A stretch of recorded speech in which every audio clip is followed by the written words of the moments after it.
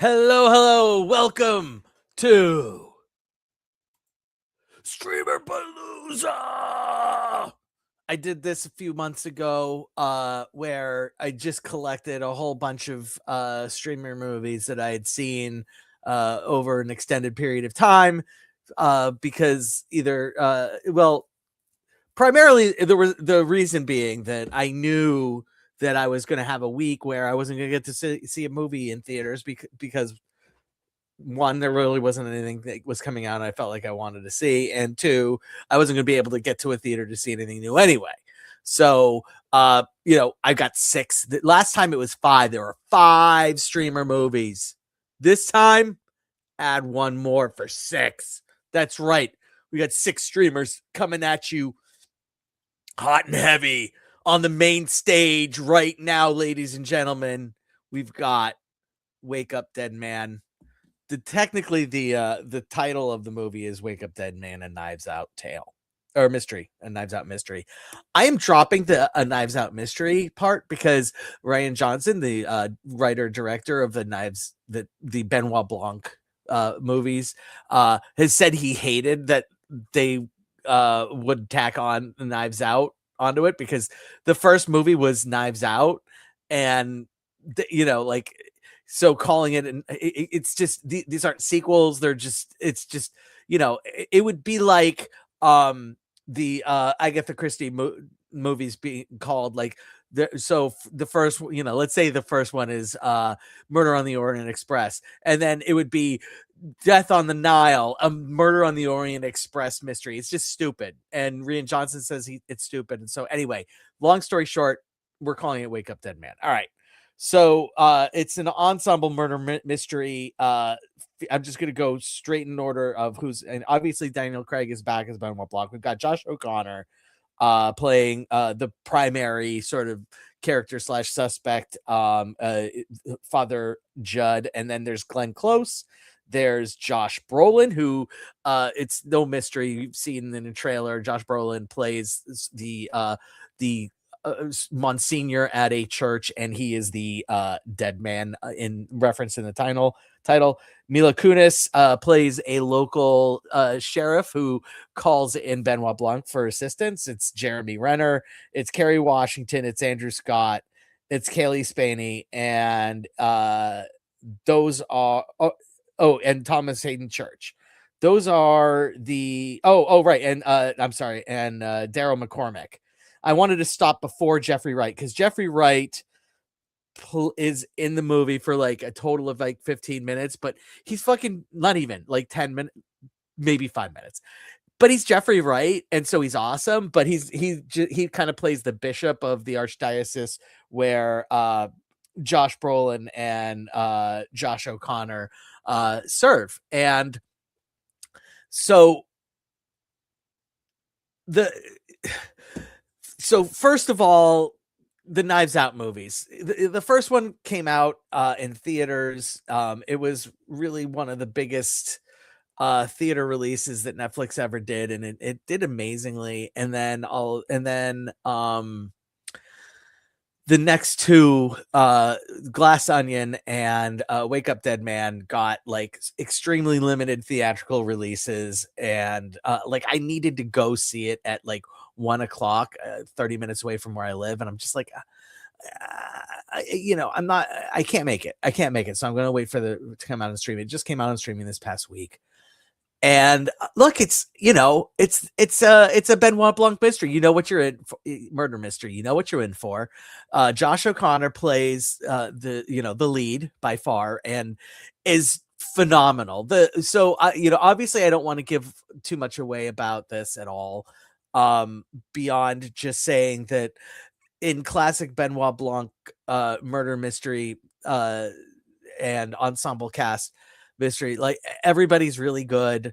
There are people who even though they're really good, maybe still don't necessarily work in their characters.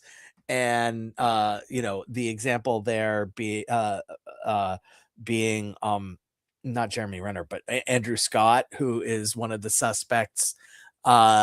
who plays like a sci-fi author who is changing course, and you know, all of the suspects are devotees of this highly volatile and highly controversial Monsignor uh, Mon- uh, Monsignor Jeffrey Wilson, and that played by Josh Brolin. Glenn Close is kind of like the do everything for the parish worker. You know, she keeps the books, she manages schedules and stuff like that. Jeremy Renner plays the local doctor, um, and Kerry Washington plays the diocese's lawyer. Kaylee Spaney plays the plays a woman who is going through chronic pain and has kind of been drawn to Wilson because of his bluster and belief that, hey, maybe this guy can heal me. Daryl McCormick plays a like a guy who's trying to become a local politician but keeps losing, and is in it just for the clicks. You know, a right-wing MAGA type of guy. And then Thomas Hayden Church is the only other employee of the and the only person who actually lives on the church grounds themselves. He is like the caretaker of the church. Okay. Those are all the characters. This is by far the least funny of the Knives Out movies. Like they all have a certain amount of humor to them. Glass Onion was kind of just pretty much like straight up a comedy with a murder mystery going on.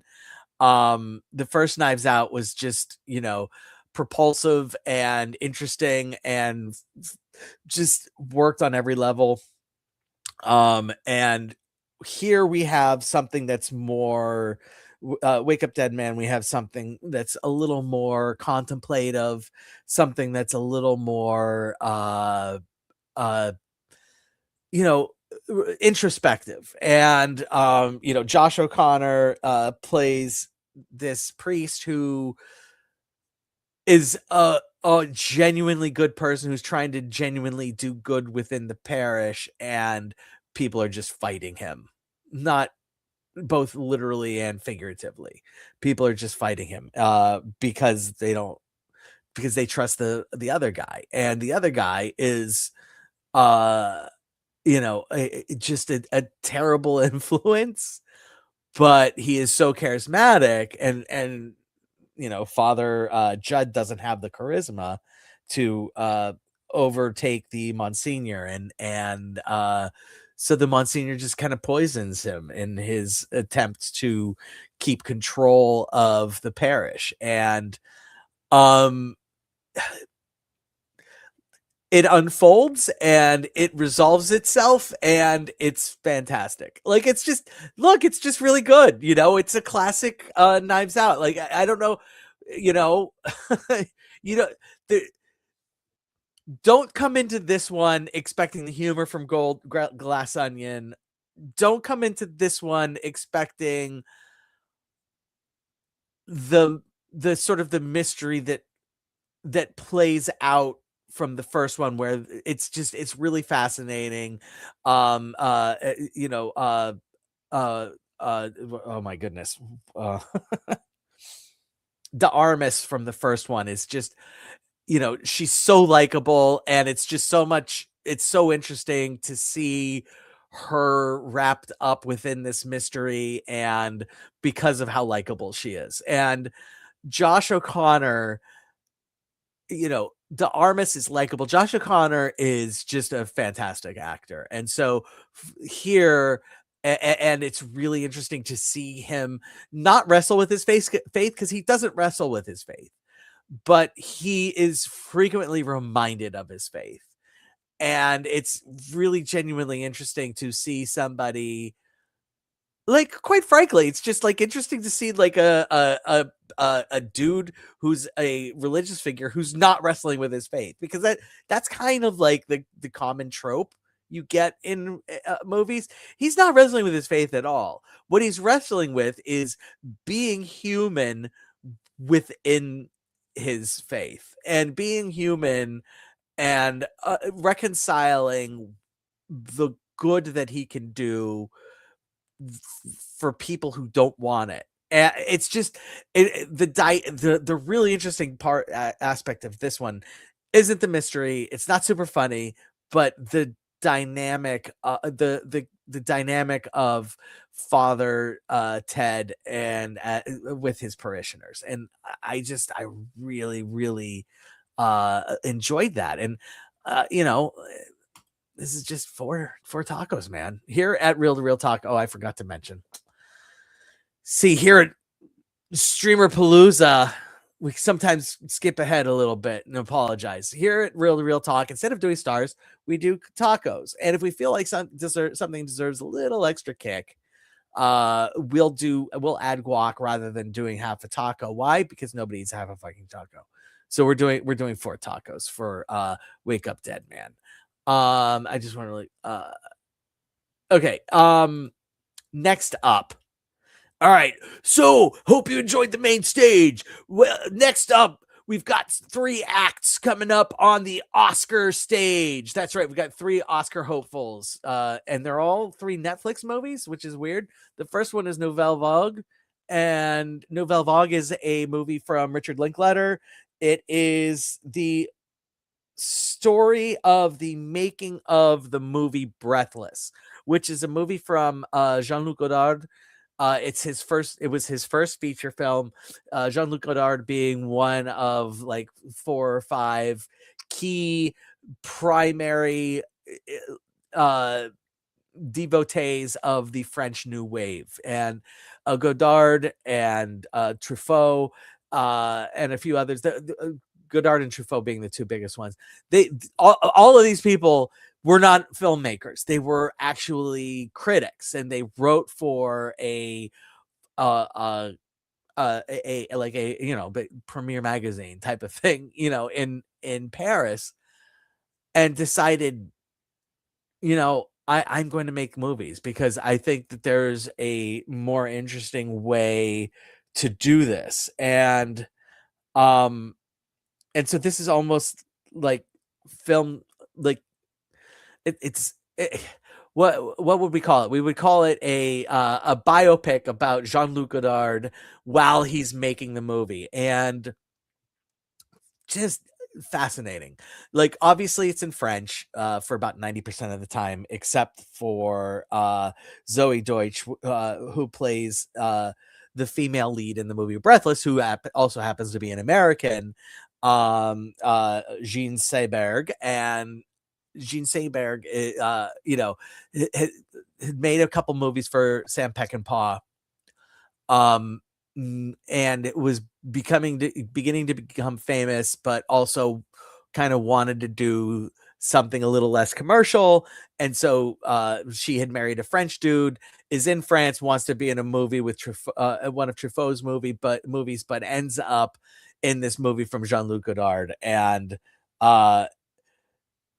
the difficulty and the movie explores the difficulty of working with Jean-Luc Godard, the difficulty of understanding the filming process in this new style, this French New Wave, Nouvelle Vague, and understanding how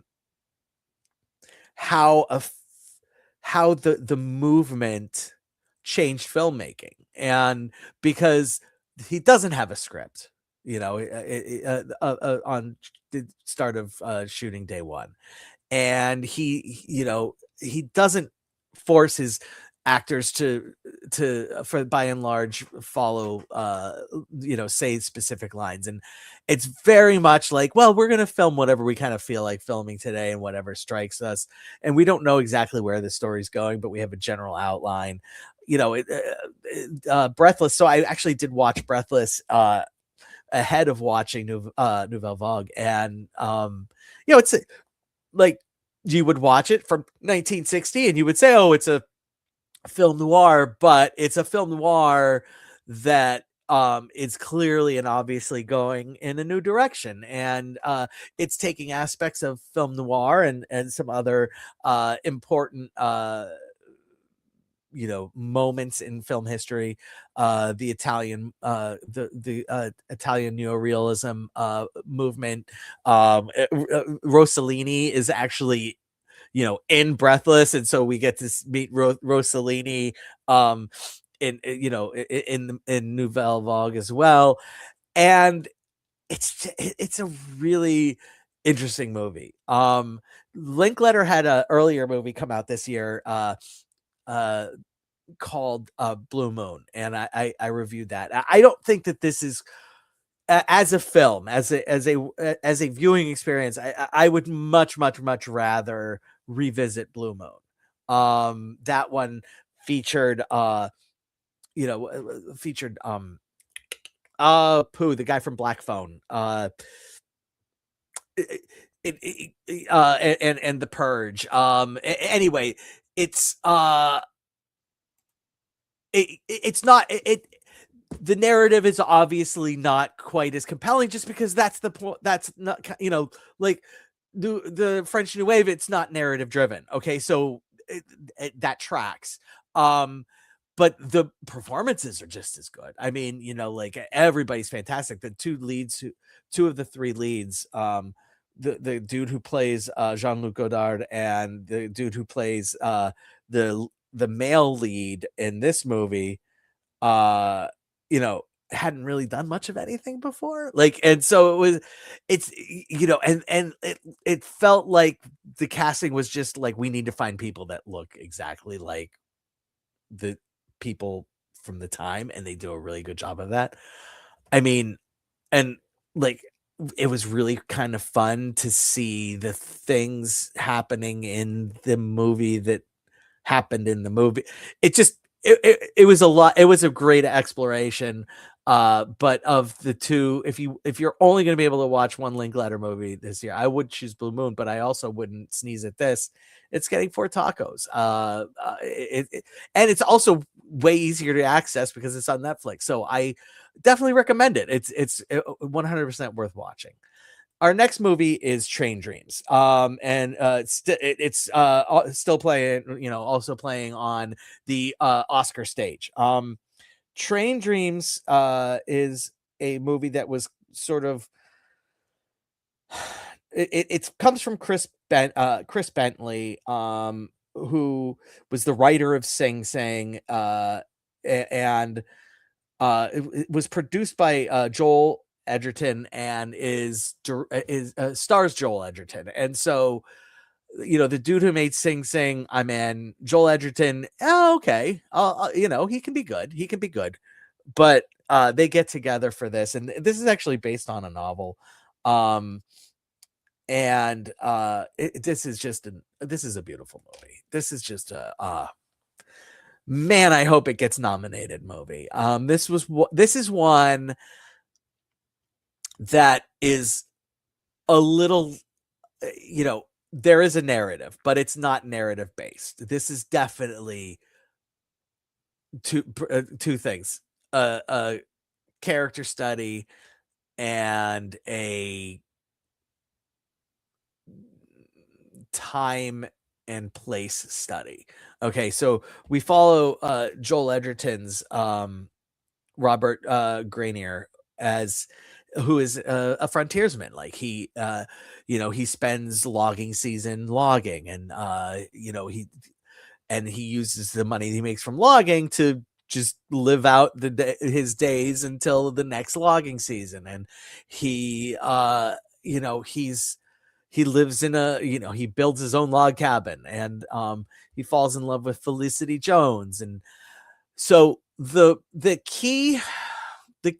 Train Dreams, the key word here in the title is dreams. This movie, there was a conversation in one of my movie nerd Facebook groups that I'm in, and it was about, somebody had reviewed it and said that it didn't feel complete, and as a criticism. And it's like that's the point of this movie. Like this movie, you're not getting the complete picture. You're getting the dreams, you're getting the dreams. And so, one, is everything going, there's not a lot of talking. I don't know about you, but it makes sense. Like there's minimal talking in my dreams. It's not like, I'm giving monologues like I am right now.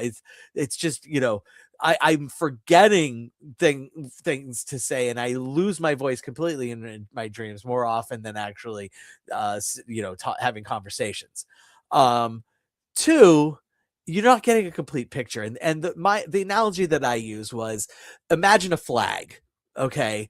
And so most movies, you're getting the narrative, that you are presented with a complete flag. Now imagine a flag that's been sitting out in the sun and the rain for 5 years. You're not getting the full flag. Like that flag is weathered and torn, but you still know it's a flag. You can look at it and probably tell what it's a flag of, if it's a common flag. There are insinuations of color, and there are insinuations of form, and there are, there's a lot of insinuation of what constituted the flag before, but it's it's the foundation, it's the stitches, it's the but it is not a complete picture. And that's what this movie is. I mean, you're getting the foundations of this guy's life. You're not getting this guy's life. And the reality is that this guy's life as a narrative isn't remotely as compelling as exploring the emotional impact that this guy's life has on this guy. And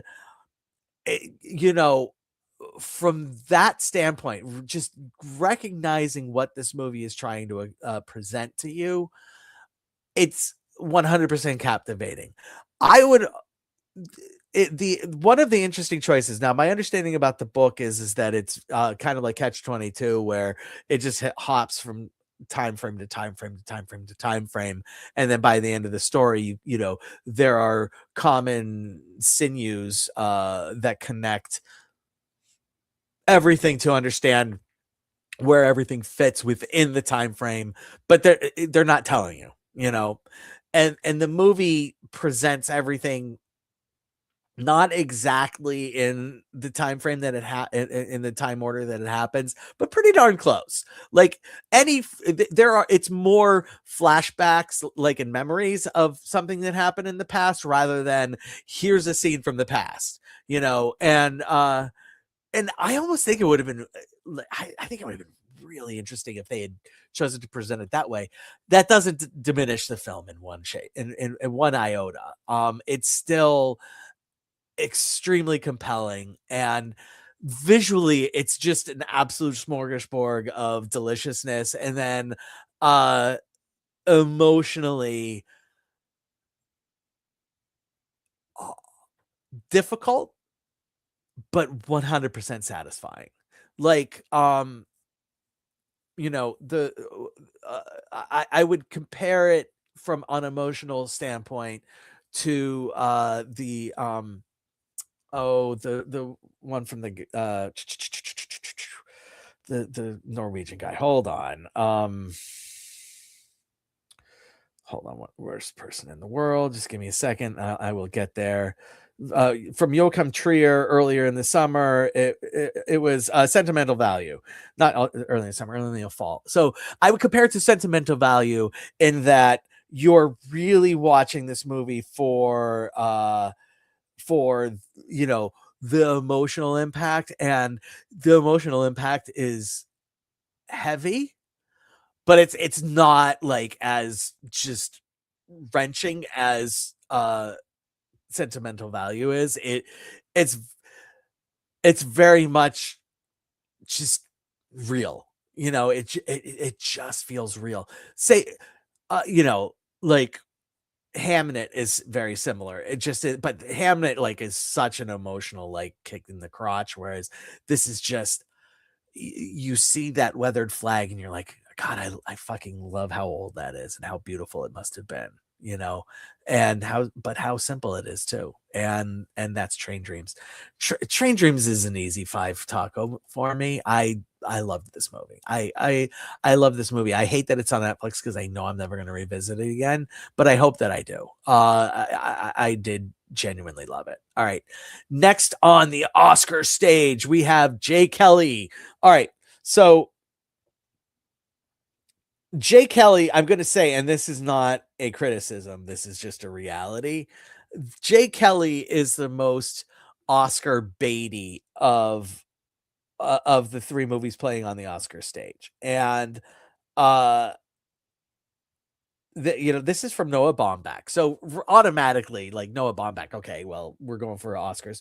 And you could say the same thing of Nouvelle Vague and Richard Linklater. But the reality is that Blue Moon is probably a little bit more Oscar realist, whereas Jay Kelly is just really going for it. I mean, it's got George Clooney in the title character.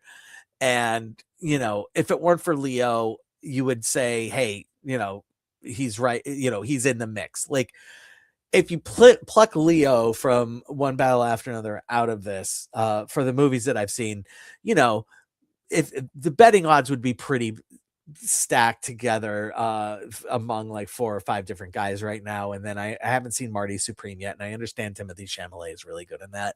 But for the one movies I've seen, I'd be like, okay, I would have a hard time picking one saying that's the favorite. With Leo, he's clearly the favorite. But Adam Sandler is also in this movie. And the story is that George Clooney plays a super mega movie star, Jay Kelly, and Adam Sandler plays his manager. And Jay Kelly, as his youngest daughter, is finishing high school and is getting ready to go off to college, and she's really smart and has no interest in acting, and just she's going to also go off and spend a month in Europe, touring around Europe with her friends as as part of their graduation. And Jay Kelly has to start a new movie, so he can't really go for that long, and so he stays back, and then just has an incident where he meets somebody from his past who confronts him with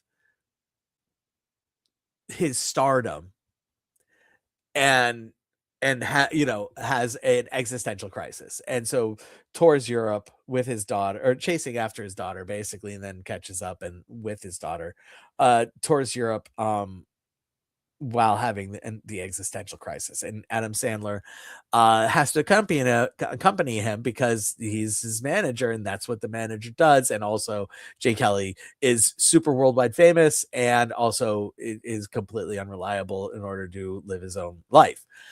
So I mean, that's the movie. It's where Train Dreams was just a straight up character study. This is a character study with a narrative. And it sucks that I'm like, when you're presented with movies like that, when you get into Oscar season, it's impossible not to watch a movie that is nomination worthy. And I would say Jay Kelly is 100% nomination worthy. Whether I would nominate it, that's a different conversation, but it has the makeup of a film, and has the star power of a film, and has the director of a film that would indicate it's definitely throwing its hat in the ring for various nominations. And it's good, but the difficulty here is, how are you going to how can you connect to a guy that has no financial concerns in the world having an existential crisis? If you remove the fact that he's world famous and has all the funds in the world, you can understand wanting to chase after your daughter as she travels around Europe. But the reality is, you can't divorce his money and his fame And it's a struggle that the movie doesn't shy away from, and that the movie acknowledges is difficult for it to deal with, and that the movie just says that's part of what we're going to present here, is the idea that can a super big movie star really have an existential crisis? And I commend it for going for it. I really genuinely do. I genuinely commend it for going for it. But and by the way, Adam Sandler's fantastic. So hats off to Adam Sandler. If there are more worthy best supporting actors, particularly Benicio del Toro and Sean Penn, both in One Battle After Another, for best supporting actor, and Stellan Skarsgård from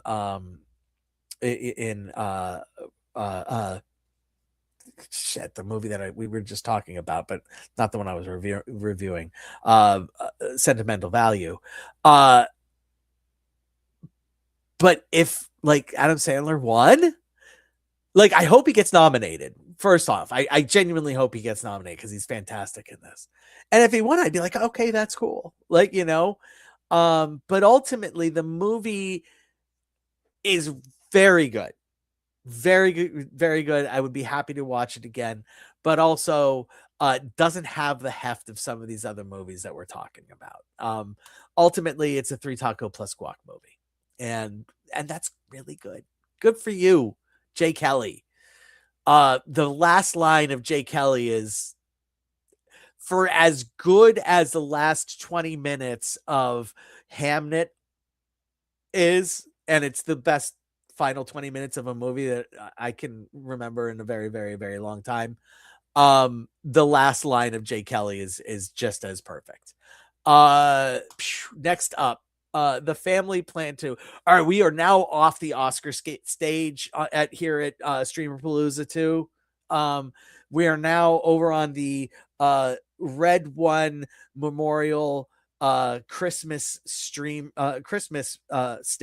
Christmas movie stage. And so we're going to start with something from on streaming on Apple Plus, which is The Family Plan 2. You may or may not recall, Family Plan 1 stars Mark Wahlberg as a guy who is a former assassin. Like, he's a former assassin who has taken up residence in Buffalo as as a used car salesman, trying to hide the fact that he used to be an assassin, and getting away from that life. And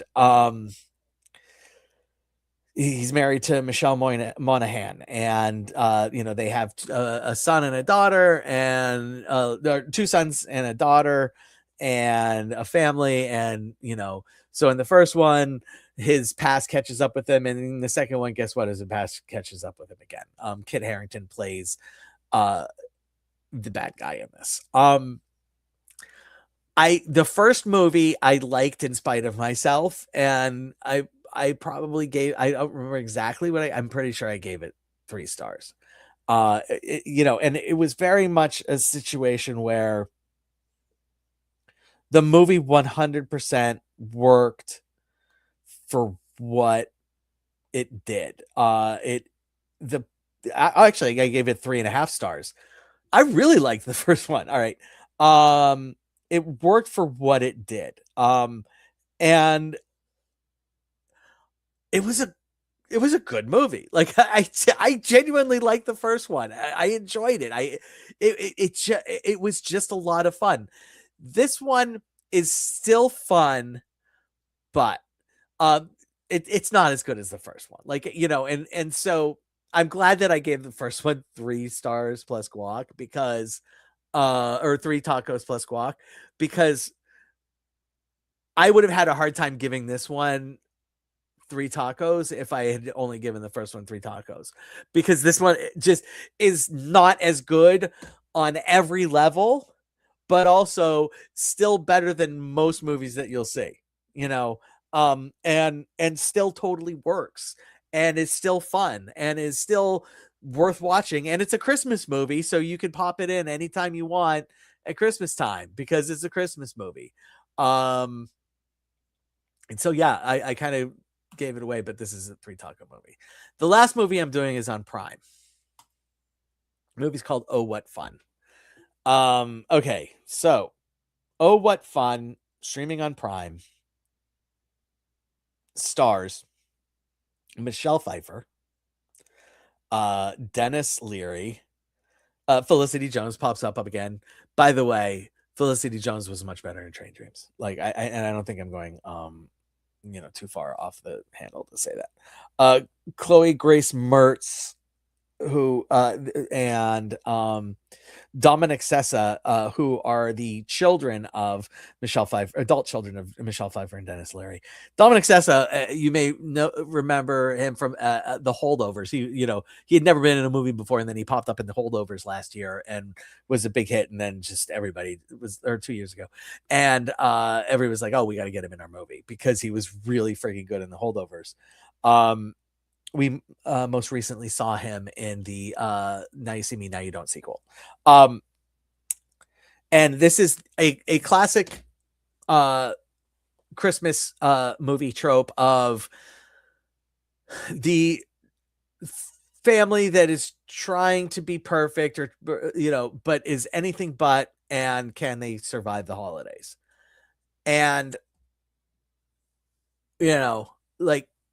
so Christmas Vacation, like the what movies share similar roots. We're talking Christmas Vacation, we're talking The Family Stone, we're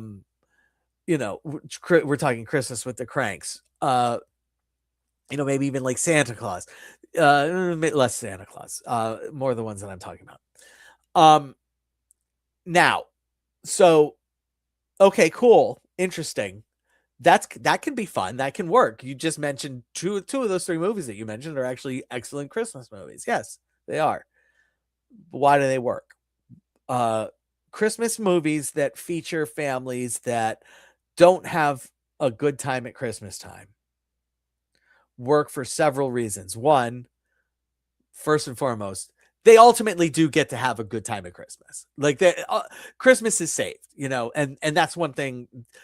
I love Christmas movies and I love Christmas. Okay. So, one of the things to be a successful Christmas movie, unless you're a Christmas horror movie, and this is ostensibly not supposed to be a Christmas horror movie. At the end, the family needs to have a good Christmas. Another thing is you actually have to like Christmas movies. Okay, like the people who are making the movie have to like Christmas movies and have to understand that it has to be an homage to, I don't know why that keeps disappearing on me. It has to be an homage to no, I want to kill that. Hold on. I see what's problem. Timer off. Save. Show. Good. You have to be making these movies just like when you're making a spoof of a movie. It's got to be, if you're making a Christmas movie with the dysfunctional family, you have to love Christmas movies. Like you can't be like, haha, fuck Christmas and fuck Christmas movies. This family is going to show you how terrible my Christmases were. And that's the next thing, is you also have to love Christmas. And the people who made this movie clearly hate fucking Christmas movies and clearly fucking hate Christmas and just had miserable times at Christmas. And I get it. People have a hard time at Christmas. I am not one of those people. Okay. But I can respect that those people exist. And I'm not belittling or making less of anybody who has a hard time at Christmas. But maybe you shouldn't be making a Christmas comedy starring Michelle Pfeiffer and Dennis Leary. And this movie just sucks. It's just a bad movie. Like, everybody's a miserable cuss and everybody is just terrible and nobody is redeemable and the family is just there to fuck each other over. And Michelle Pfeiffer it just plays the victim of, I'm the mom and I do everything and nobody appreciates me. And it's like, okay, that's true. There are a million, 900,000, 999 moms out of a million that are underappreciated. That is 100% a fact. And there need to be movies about that. 100% a fact. Make those moms sympathetic in some way. Like, give those moms redeemable characteristics rather than martyrs. Like, the only redeemable characteristic about Michelle Pfeiffer is that she's a fucking martyr. All right, I am 100% spoiler warned. I'm spoiling Oh What Fun without throwing a spoiler alert on because fuck this movie. So there, coming out of Act 2 going into Act 3. Act 3 is all about Michelle Pfeiffer, deciding to spend Christmas on her own. And the impetus for Michelle Pfeiffer deciding to spend Christmas on her own is that she had bought tickets for a Christmas dance show that because she knew her grandkids would want to go see it, even though the parents are like, we kind of don't want our kids to go see this dance show. It's an adult kind of adultish dance show, but whatever. She buys the tickets and we gotta go. Come on, everybody. We gotta go. Get in the cars. We gotta go. And she's, the mom that is trying to get everybody together, which is difficult with, 8 people. And you have to take 2 cars. And she's the one pushing everybody out the door until she sees her neighbor from across the street and decides, this is the moment that I need to go give my fucking neighbor her Christmas present, even though I don't have a Christmas present that the neighbor will deem suitable. And so, but I'm just going to randomly throw shit in a bag and go give my neighbor this shit in a bag and because I haven't whatever. And so while she's trying to get her fucking family out the door, she goes over to the neighbor's house and says, here's your present. It's just a little thing, blah, blah, blah. Oh, they're cookies that you bought at the store. She's like, oh, no, I made these. And it's like, you fucking obviously didn't make the cookies, you fucking martyr. And the family leaves and they don't realize that they don't have the mom until they actually sit down in the theater because there's 2 fucking cars. So obviously everybody's going to assume that she's in the other car because she's the one that's getting everybody fucking together until she decides to break away from everybody, not tell anybody, hey, I'm running across the street. And then it's, oh my God, you left me home. Except you have a fucking car that you could fucking get into and go to the fucking show. Fuck you. I hated this movie. I don't have a 0 taco thing, but I'm going to go ahead and show 1 taco, but this is the worst movie I've seen in like 2 or 3 years. Like definitely the worst movie I've seen since I stopped the what the hell did I just watch segment with Sergio. It was a Christmas movie. I was looking forward to watching. I love Christmas movies. Fuck this movie. Oh What Fun is the worst fucking movie I've seen in a long time. I can't understate how shitty this movie was. And Blair says, I don't think you like this film. I hated it. I hated that film. But I love Christmas movies.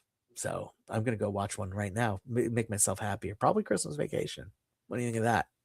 Good. I like it too. All right. This is Real Talk. I'm your host, Paul Britton. Next week, we will be back with Avatar, Fire and Ash. Oh, man. I've got my IMAX tickets. I'm going to be sitting on a big, huge screen.